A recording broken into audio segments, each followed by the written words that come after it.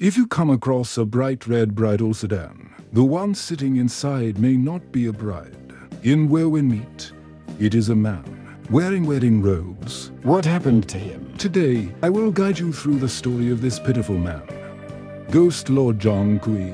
His story begins with a hairpin. Zhang Kui's childhood was a dark place of dirt, unkindness, and an empty stomach. With his beloved sister, they grew up through cold nights and empty stomach together.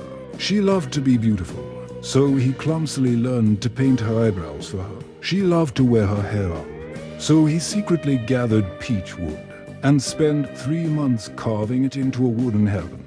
His sister smiled when she took the pin. That smile was the most beautiful light he had ever seen in his bleak life.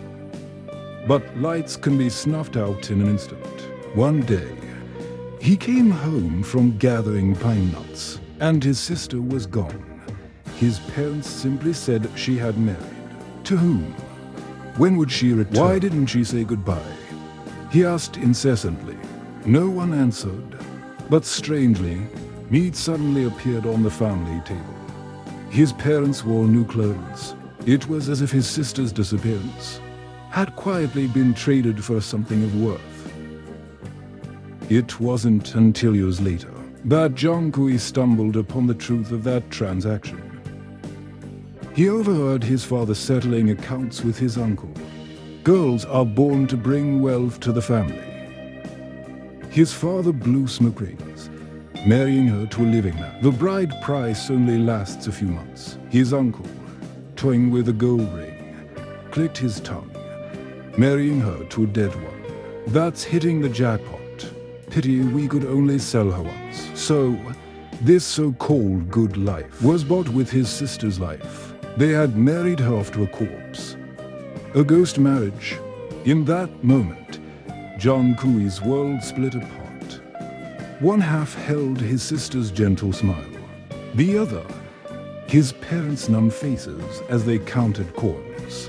He rushed into the graveyard like a madman, carrying a lone lantern, using his bare hands to dig through countless unmarked graves.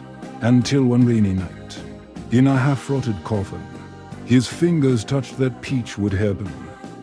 The pin was caked in wet mud, icy to the touch, yet it scalded him, making his whole body tremble. He burned all his men's clothing. For the first time, he sat before a bronze mirror. As the eyebrow pigment was applied, the shape that emerged was the one his sister most often wore. In that instant, the mirror seemed to reflect another, familiar face. He wasn't pretending to be a woman. He was continuing a life that should have been loved and cherished. From that day on, the Jiang who gained a ghost lord. He specifically sought out those ghost matchmakers who arranged spirit marriages. Whenever a young girl was to be sold, he would appear without a sound. He would speak gently to the terrified girl, hide. Then, he would take her place, sitting in that bridal sedan bound for hell. Before the curtain fell, he would softly add, "All right. After tonight, no one will be able to find you." The sedan would land. The red veil would be lifted, revealing his exquisitely made-up yet lethally cold face.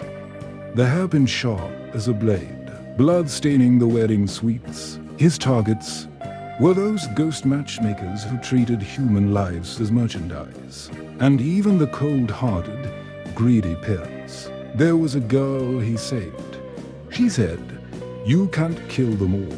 The world will always have countless of them." Zhang Kui gently wiped the blood from her face. His voice was low but firm. "It doesn't matter. I will match their numbers with death, and your numbers with salvation." But killing could not fill the void in his heart. Later, he heard rumors of a miraculous medicine deep in the Mistwood Forest, said to revive the dead and regenerate flesh. He charged in without hesitation. Poisonous miasma filled the woods. Ferocious beasts lurked. Yet he seemed to feel no pain, no fear of death, holding onto a single sliver of hope in his heart. If his sister could come back, he could take off these wedding robes. He wouldn't have to be Ghost Lord anymore. But he wouldn't have to be a ghost bride either. Perhaps they could return to how they were before. Just siblings. Just ordinary people. But alas, a legend is just a legend. He emerged from the mist with Forrest battered and bruised, his hands empty. When hope burned out, obsession only burned fiercer. So, if you encounter him in the game, see him clad in crimson like a bride, his makeup delicate as a painting, but his eyes cold as an abyss. Please don't be quick to draw your blade. Every move he makes against you holds the sound of the wind from the night his sister was dragged away. Every inch of red on him is the unwept tears of countless older sisters. He is not a villain. He is just someone who, in the most desperate way, seeks to deliver justice for a trampled gentleness in a world without fairness.